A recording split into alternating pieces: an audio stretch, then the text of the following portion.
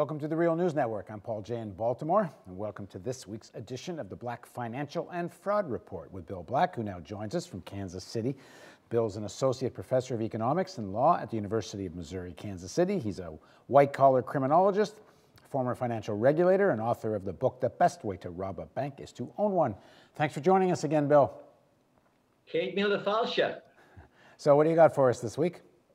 First thing is, I've been warning people that Obama is trying to get the Great Betrayal, which is going to involve some degree of tax increases, massive cuts in social spending, and substantial cuts in the safety net. And that's been confirmed by an odd source, Slate, and it should have particular credibility because these are folks who think it's a great idea. They really want this deal and say that's exactly what Obama is trying to achieve. And they say why, and it's what we have been warning about, that Obama, they say, is obsessed with his place in history, doesn't believe that he's achieved one yet that's going to bring him fame after he steps down as president, and that the only way to do this is to get this, what they call grand bargain, what I would, of course, call the Great Betrayal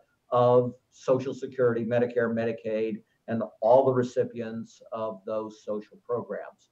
So confirmation from a weird source that unfortunately Obama is charging hard to try to do the Grand Betrayal, and for precisely the reasons that we warned. Now, what I don't understand about that is that what he's really going to be judged by history, I would think, apart from his foreign policy, and if he avoids any attack on Iran and any other new military adventure, I think history will judge that to some extent well, and we'll see whether that's true.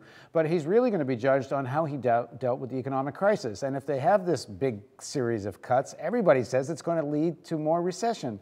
So if he ends his presidency with high unemployment and a continuing of a paralyzed economy, then what place in history is that? I don't get it. So he makes a grand betrayal and gets known as the president that helped facilitate a deeper recession?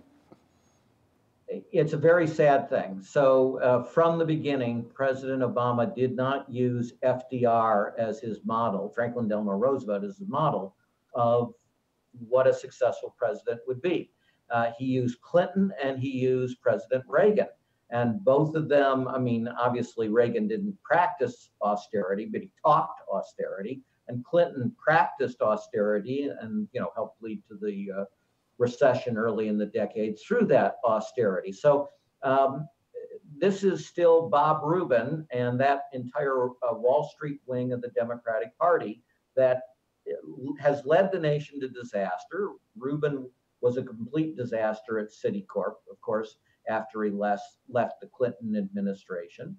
And as we are speaking, the news has broken that employment in Europe has reached an all-time low precisely because of austerity. So yes, this is horrific in terms of austerity, and it is also horrific. Not only is he not making his place in history through what FDR did of designing great programs that made the economy work better and made America vastly more humane, Obama perversely sees his chance of fame is ruining FDR's legacy and beginning to unravel all of those Well, I don't programs. see what his place in history is going to be other than the president that managed the country into a deeper recession in the final analysis, if he thinks the grand bargain is what the next step is.